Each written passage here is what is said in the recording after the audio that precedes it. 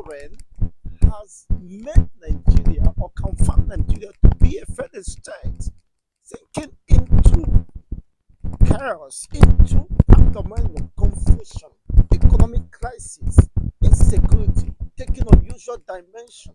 The presidency has come to fire back on the ex-president that he laid the foundation of this calamity that is befalling Nigerians today.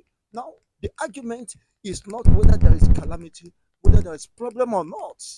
By that submission, the current government has admitted that they can no longer live in denial. There is serious pandemonium, there is serious crisis. But the argument is that ex-president Olusegun Obasanjo laid the foundation of this crisis that have enveloped the entire existence of the Nigerian state, economic, social, and security wise. They are saying that the ex president laid the foundation of this crisis. If by inference, they are now admitting there is serious crisis, there is serious problem with the Nigerian state that nobody could ever live in denial. But whatever be the case, they are trying to manage and patch the problem. But unfortunately, the more they are patching the problem, the more the problem is leaking. I'm not just saying as a prophet, that is the reality. And this have informed the reason why the ex-president said he's not going to keep silence again. You watch, of course, in the last 1 year of Tinubu's administration, or the Eminoko reign, as he tagged it, the ex-president Olusegun Obasanjo has been moved. Of course, have maintained some level of composure and silence. And people think, oh well, it's because of the Paddy Paddy Yoruba.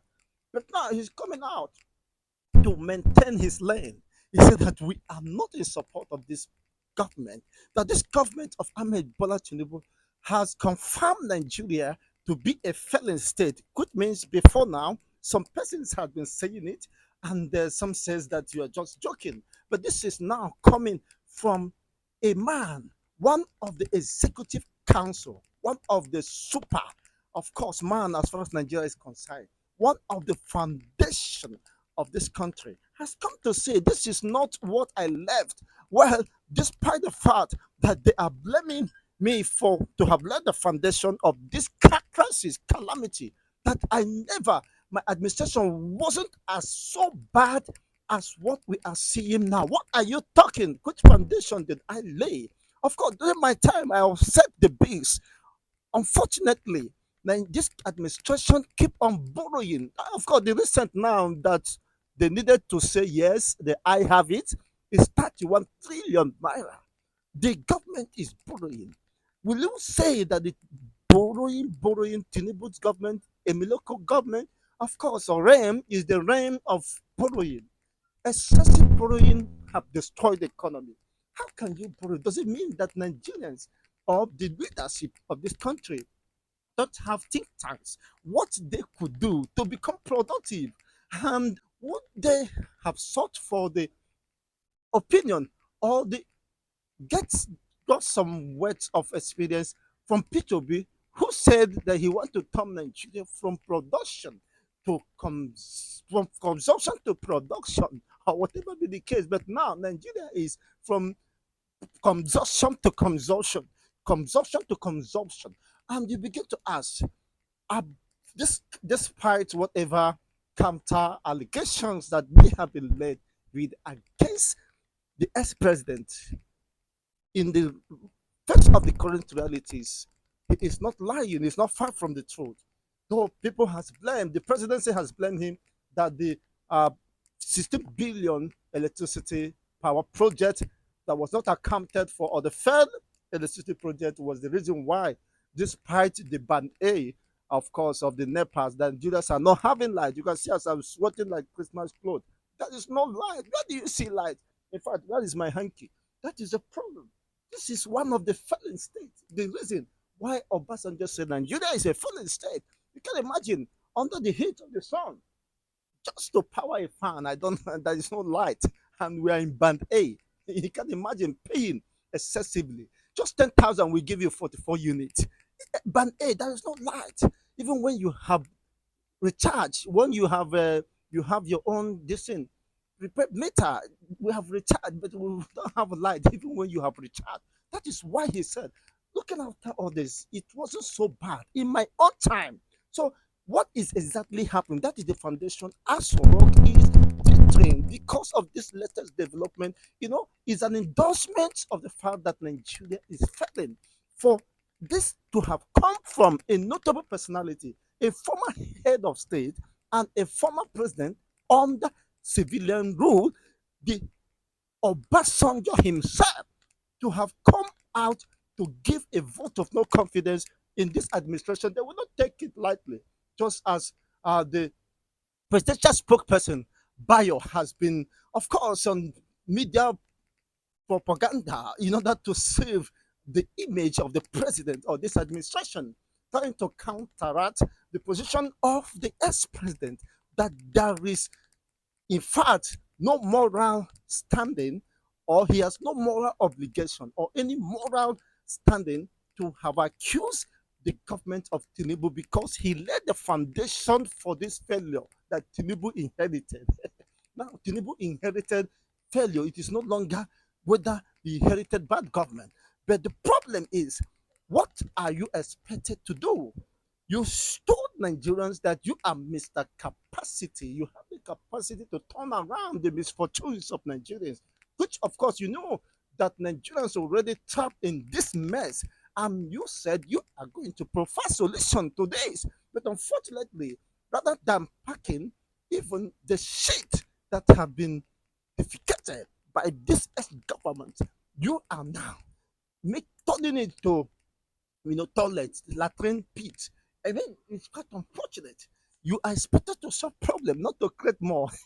In fact, you would have been better you left the problem you met than and not solving it, than creating another problem, adding upon the problem, and it becomes problematic. And the problematic, of course, begets another problem. You see, turning Nigerian to consumption, from consumption, high dimension consumption government or policy is what we are seeing. How comes that Nigeria, with the plurality of the enormous endowment, natural resources, human capital development resources, you cannot invest in the human development index? You keep on borrowing, and here are the terrorists recruiting, expanding their horizon. Of course, paying people, jobless Nigerians. I call them jobless Nigerians, jobless citizens of Nigeria, where you have government who should have created job and engaged the people meaningfully, only exchanging blames. Of course, is that the only way to respond to issues? You should have told them that you have created the problem that he solved. You claim that he created the problem, he laid the foundation of the problem. And now you are not building on the problem rather than solving, providing solution to the problem. What does this mean? That Mazi Simon Ipa said he is going to go spiritual. He is going to invoke the gods on Nigeria, against the Nigerian state and the Nigerian leadership, that they will begin to fight themselves. They will begin to blow themselves. This is just what we are seeing.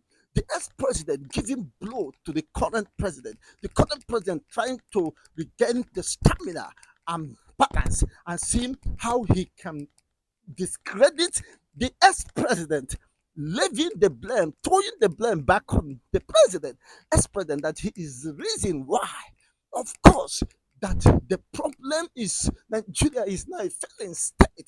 The argument is not whether true or not Nigeria is a failing state, but it's saying that the ex-president Olusegun Obasanjo laid the foundation of this failing state, which he has affirmed and have confirmed and have satisfied by several, of course, uh, factors that, or indicators, that without any ambiguity, without any form of any sort of confusion, settles the fact that Nigeria is a failing state where her own citizens can no longer protect or guarantee their safety.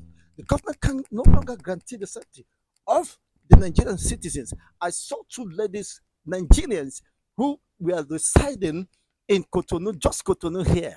They were in a haste, rushing. Of course, they needed to pick one or two things in Computer Village. They were rushing, say they just want to escape from Nigeria before it is too dark. I said, why? Are you not afraid of going to your own place? What exactly are you assured of security when you get led to your place of abode, that is Cotonou? He said once he step out of the Nigerian border, he has no any fear or issue of security or insecurity. That there is adequate welfare and security. I mean, they are well structured to guarantee their safety to their respective, of course, locations or residence. I began to wonder, you do you mean it? I was curious to know what could have been the brain behind this. Just they have a common border with Nigeria. But now, the Nigerian citizens are now scared of their safety, afraid of their life, even in within the borders of Nigeria. But when they step out of the borders of Nigeria to Cotonou borders, they say that safety is guaranteed. Now, what else could you say? Some people might blame the president, ex-president, for being having laid some foundations, but you can't justify, of course, his absence because he's no longer the current president. He's no longer in the helm of affairs. Under his watch, of course, a bag of rice was sold about 5,000. Life was relatively okay for Nigerians. Nigerians have never experienced such level of distortion, economic distortion, that the International Monetary Fund said their latest release that every child born in Nigeria, as of now, every child born in Nigeria uh, has 25% of becoming poverty. There is that high risk of becoming poverty. And of course, the mortality rate or the life expectancy is very low. It's not guaranteed. It's not guaranteed.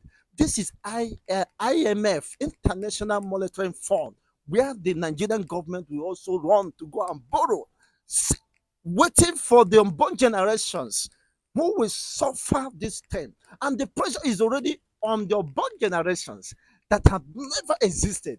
They have never committed any sin or crime, criminality. But now look at the projection of the IMF that 25% of every child born in Nigeria, the children born in Nigeria, has the risk, the tendency of dying. It's quite unfortunate. Not surviving.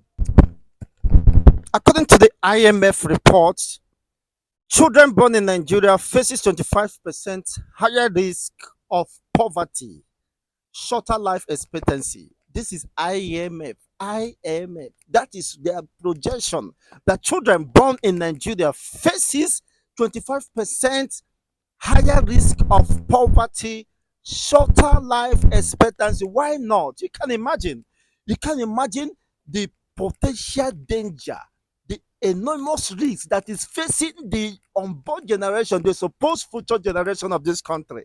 If today is not secured, how do you guarantee the security, the safety of the unborn or the children that are being born now? You can imagine that. That is the problem. That is the reason why there is so much agitation.